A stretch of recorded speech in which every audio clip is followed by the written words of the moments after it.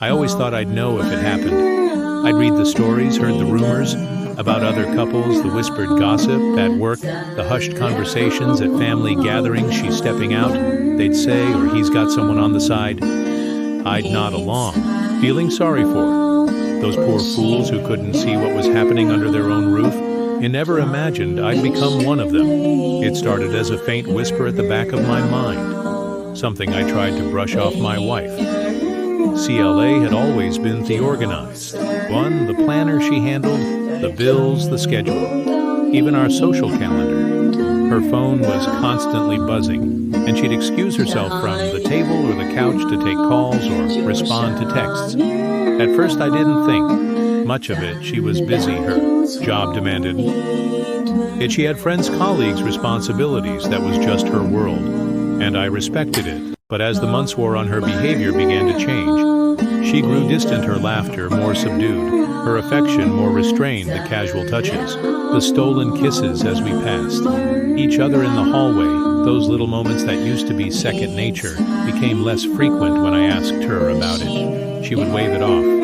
I'm just stressed, she'd say. Work is insane. Right now I wanted to believe her. I told myself that relationships go through phases, that this was just a rough patch. We'd come out of stronger. Then came the late nights.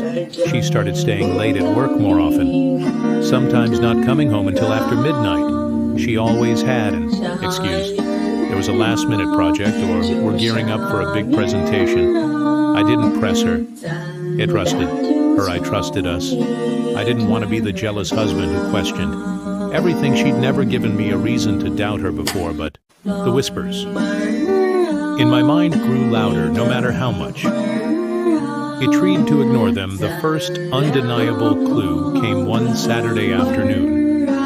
CLA was in the shower, her phone buzzing on the nightstand. I glanced at the screen. It was a message from someone I didn't recognize. Can't wait to see you again. Last night was incredible. My stomach sank. I stared at the message, hoping I'd read it wrong, that it was a joke or a misunderstanding. But deep down, I knew this wasn't work. This wasn't a friend. This was something else. I didn't confront her right away. Instead, I started paying close attention. I noticed the way she locked her phone the moment I entered the room, the way her voice would drop when she answered certain calls, the way she'd brush off my questions with a quick smile and a change of subject. I began to piece together a pattern, a timeline of her absences and excuses. I even started jotting down dates and times, looking for connections, for proof that what I suspected was real. It wasn't long before I found it. One night, when she was supposedly working late, I decided to drive by her office. It was dark. The parking lot was nearly empty. Her car wasn't there. I sat in my own car, staring at the darkened building, my heart pounding in my chest. I felt a wave of anger, hurt, and betrayal that nearly overwhelmed me. This wasn't paranoia anymore.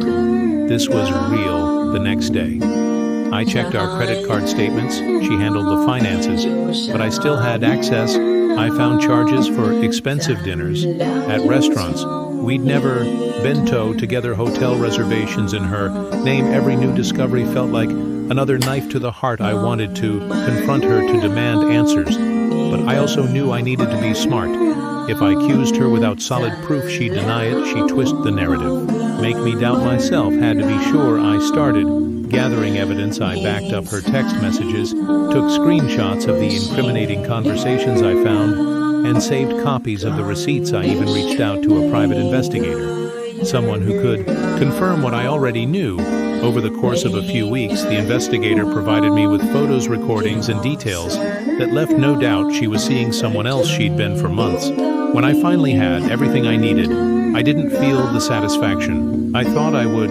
I felt empty. I had loved this woman, shared my life with her, trusted her completely. I had never imagined she could do this. To me, the betrayal cut deeper than I ever thought possible. And yet, as the hurt turned into anger, I realized I couldn't let this slide. I couldn't let her walk away from this without consequences. I began to plan my response. It wasn't going to be a screaming match or a heated confrontation. It wasn't going to be petty or cruel.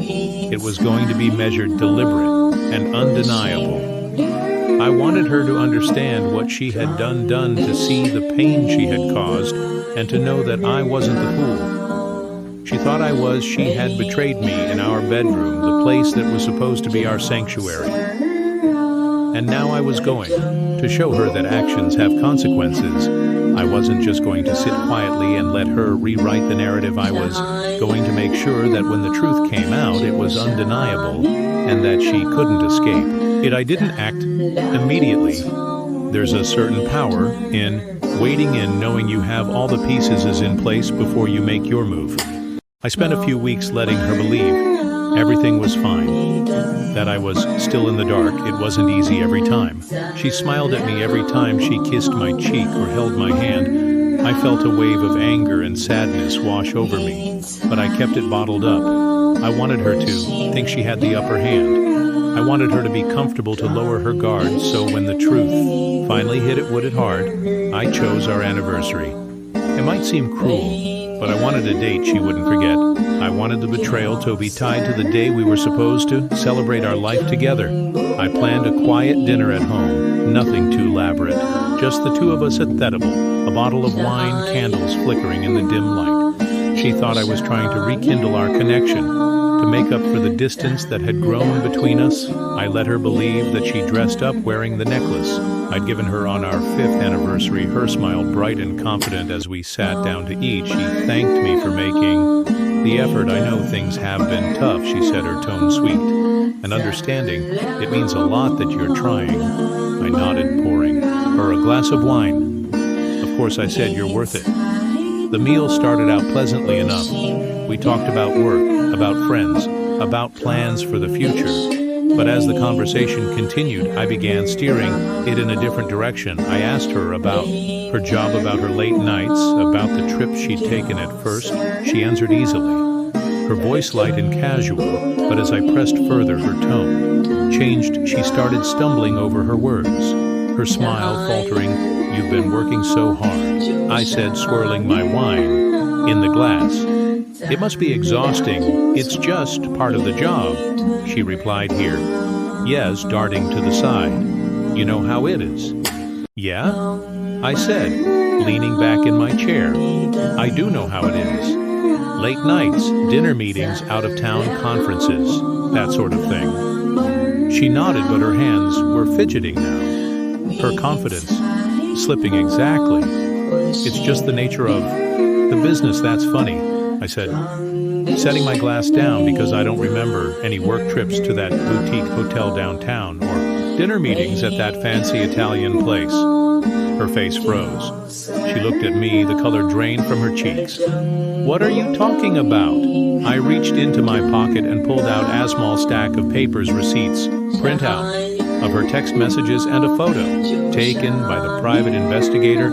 I placed them on the table, spreading them out like a hand of cards. This, I said calmly, I'm talking about this. She stared at the papers, her lips parting as if to speak, but no sound came out. The silence stretched between us, heavy and suffocating. Finally, she whispered, you went through my stuff. No, I said, my voice steady. I didn't have to. You left a trail, CLA, you were careless, and now I know. She started to cry, reaching across the table for my hand, but I pulled away. I'm sorry, she said, her voice breaking. It was a mistake. I didn't mean for it to happen. A mistake? I repeated, my tone sharper now. Mistake is forgetting to pick up milk. Mistake is leaving the lights on. This wasn't a mistake, Claire. This was a choice over and over again. You chose totally to me. You chose to betray me. I'll fix it, she said desperately. I'll end it. I'll do whatever it takes. Please just give me another chance. I shook my head, standing up from the table. It's too late. I said, you've already made your choice. Now I'm making mine. I walked out of the dining room, leaving her sitting there with the evidence of betrayal spread out before her. I could hear her sobbing, calling after me. But I didn't look back. I had spent months drowning in the pain of her lies, and now it was her turn to feel the weight of what she had done. Then next morning, I filed for divorce. It wasn't about revenge, not really. It was about reclaiming my life, my dignity, my future. I wasn't going to be the man who stayed, who looked the other way, who pretended everything was fine. I was going to be the man who stood up for himself, who faced the truth, and who moved on over the next few months. Focused on healing. I leaned on friends, and family poured myself into work. And started rediscovering who I was outside of the marriage. It wasn't easy. There were nights when the pain came rushing back, when I questioned if I had done enough, if I had been enough. But those nights grew fewer and farther between. It began to feel lighter, freer. CLA tried to reach out a few times, sending letters, leaving voicemails, even showing up at my door once. But I didn't let her back in. I'd made my decision, and I knew it was the right one. The betrayal had cut deep, but I refused to let it define me. Eventually, I found myself laughing again. I found joy in the small things: cooking a new recipe, going for a hike, picking up old hobbies I hadn't touched in years. I even started dating again, slowly and cautiously. The pain of what CLA had done didn't vanish, but it no longer consumed. Looking back, I realized that confronting her, laying out the evidence, and walking away wasn't about getting revenge. It was about finding closure. It was about reclaiming my story and refusing to let her lies control me any longer. She had betrayed me in the bedroom, the place I thought was our salon, but now I had something she couldn't take away: my freedom, my truth, and my chance at a fresh start.